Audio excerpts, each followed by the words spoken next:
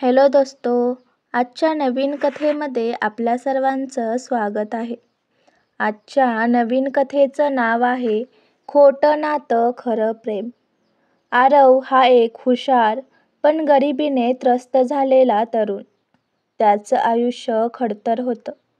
वडील लवकर गेले होते, आई आजारी आणि छोटा भाऊ अजून शिकत होता. पैशांची तीव्र गरज होती, पण कुठून मिळवायचे हे कळत नव्हतं.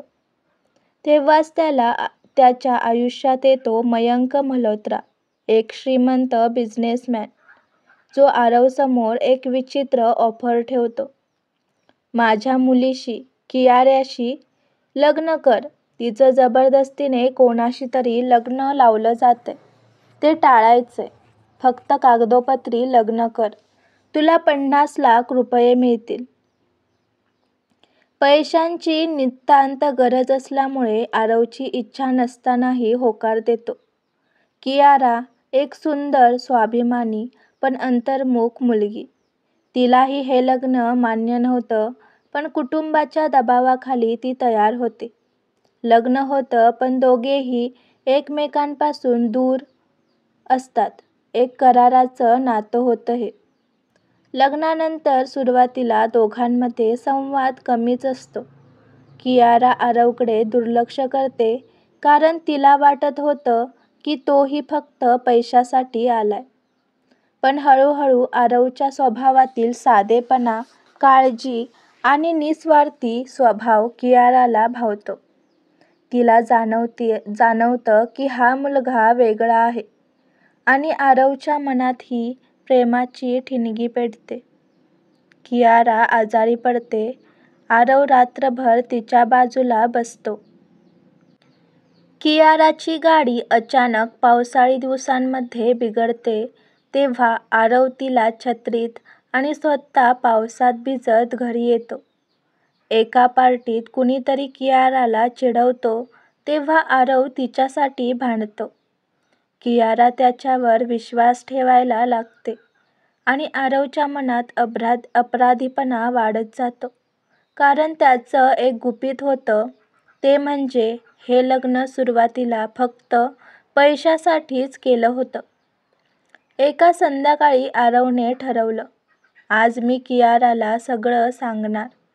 सत्य लपवून ठेवणं चुकीचं आहे. तो घरी येतो, हातात छोटं गिफ्ट, मनात धडधड, पण दार उघडताच थक्क होतं. कियारा घरात नाही. तिचे सगळे कपडे गायब, फोन बंद, तिचं कुठंही काही चिन्ह नाही. आरव हताश होतो. पोलिसात तक्रार देतो. शोधाशोध सुरू होते, पण कुठेच काहीच पत्ता लागत नाही. काही दिवसांनी आरवला पोस्टाने एक पार्सल येतं. त्यात फक्त एक पेनड्राईव्ह होती. आरव ती लावतो. व्हिडिओ सुरू होतो. कियारा दिसते. तिच्या डोळ्यात भीती आहे. आरव, मला माफ कर. मला तुझ्यावर खूप प्रेम आहे, पण माझ्या वडिलांनी माझं लग्न एका व्यक्तीशी ठरवलंय. जर मी नकार दिला तर ते तुला संपवतील. म्हणून मला निघून जावं लागलं. पण विश्वास ठेव, माझं मन फक्त तुझंच आहे.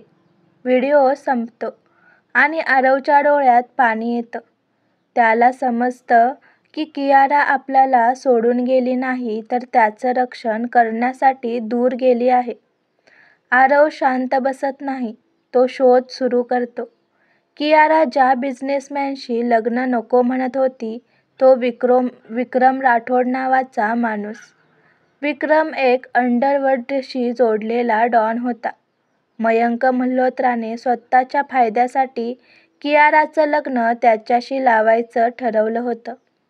कियारा पळून गेली होती, पण विक्रम तिला पकडण्यासाठी लोक पाठवत होता. आरवला एक धागा लागतो. कियारा गोव्यात कुठेतरी लपली आहे. तो तिथे पोहोचतो, पण त्याच्यापूर्वी विक्रमचे गुंड तिला शोधून काढतात. एका गोदामात विक्रमच्या गुंडांनी कियाराला बांधून ठेवलं होतं. आरव तिथे पोहोचतो एकटाच. तुफान मारामारी होते. आरव जखमी होतो, पण हार मानत नाही. तो कियाराला सोडवतो आणि पोलिसांना माहिती देतो. पोलीस पोहोचतात. विक्रमला अटक होते आणि मयंक मल्होत्रा ही अंडरवर्ल्डशी असलेल्या त्याच्या गुन्ह्यामुळे तुरुंगात जातो. काही दिवसांनी रुग्णालयात कियारा आरवला विचारते, आरव, तू माझ्यासाठी एवढं का केलंस? आरव डोळ्यात पाणी येऊन सांगतो, सुरुवातीला मी पैशांसाठी लग्न केलं होतं, पण आज माझं सर्वस्व तू आहेस.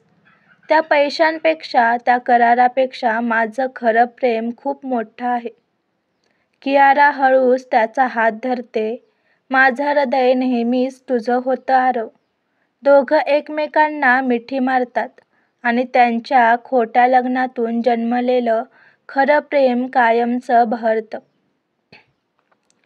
या कथेतून सांगायचा संदेश एवढाच की खोट्या नात्यातूनही खरं प्रेम जन्म घेऊ शकतं, पण त्यासाठी विश्वास, त्याग आणि एकमेकांसाठी लढण्याची हिंमत लागते.